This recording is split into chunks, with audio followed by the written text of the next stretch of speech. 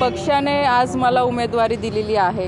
संपूर्ण भारतीय जनता पार्टी आज माझ्यासोबत आहे आणि आम्ही आमच्या पद्धतीने जो काही पक्षाचा आदेश आहे संघटनेच्या माध्यमातून आम्ही लोकांशी आता संपर्क करतो। आम्ही प्रचार ऑलरेडी सुरू केलेला आहे आणि मला पूर्ण विश्वास आहे की महायुतीमध्ये आम्ही लढत असताना सगळे महायुतीचे जेवढेही पदाधिकारी आहे ते आमच्यासोबत आता कामाला लागलेले आहे। आता आपण कालसुद्धा बघितलं भुसावळला सगळे पदाधिकारी महायुतीतले राष्ट्रवादी असेल, सेना असेल, रिपाई असेल, जेवढे पक्ष आहे महायुतीतले सगळे आता कामाला लागलेले आहे।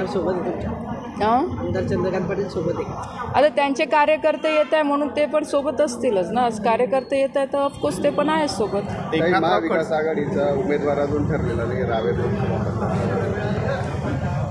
त्या संदर्भात मी काय सांगणार। आता महाविकास आघाडीचं ते त्यांचे नेतेच उत्तर देऊ शकतील की अजून उमेदवार का ठरत नाही आहे। मी तर आज उमेदवार म्हणून माझा प्रचार मी सुरू केलेला आहे। उमेदवार येऊ की नाही येऊ समोर, मला लोकांना जाऊन भेटणं आहे, लोकांपुढे जाऊन विनंती करणं आहे की बाबा आता परत तिसऱ्यांदा मोदीजींना प्रधानमंत्री करायसाठी आपल्या सगळ्यांना मतदान जास्तीत जास्त टक्केवारीने पण ह्यावेळेस करायचं।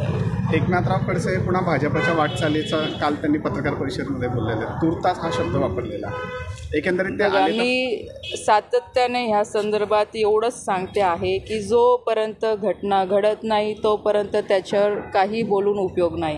कारण की 3-4 दिवस आधी आपणच बघितलं असेल की मीडियाच्या माध्यमातूनच दाखवलं गेलं की आता 2 वाजता प्रवेश आहे, 4 वाजता प्रवेश आहे, पण तसं काही घडलेलं नाही आहे। त्याच्यामुळे तुम्ही पण वेट अँड वॉचची भूमिका ठेवा, आम्ही पण वेट अँड वॉचची भूमिका ठेवतो। पण एका इंग्रजी दैनिकामध्ये त्यांचा प्रवेश झाल्याची बातम्या आलेल्या आहे। आता प्रवेश झाला असतं का मग आता काय राष्ट्रवादीचा प्रचार केला असतं का त्यांनी?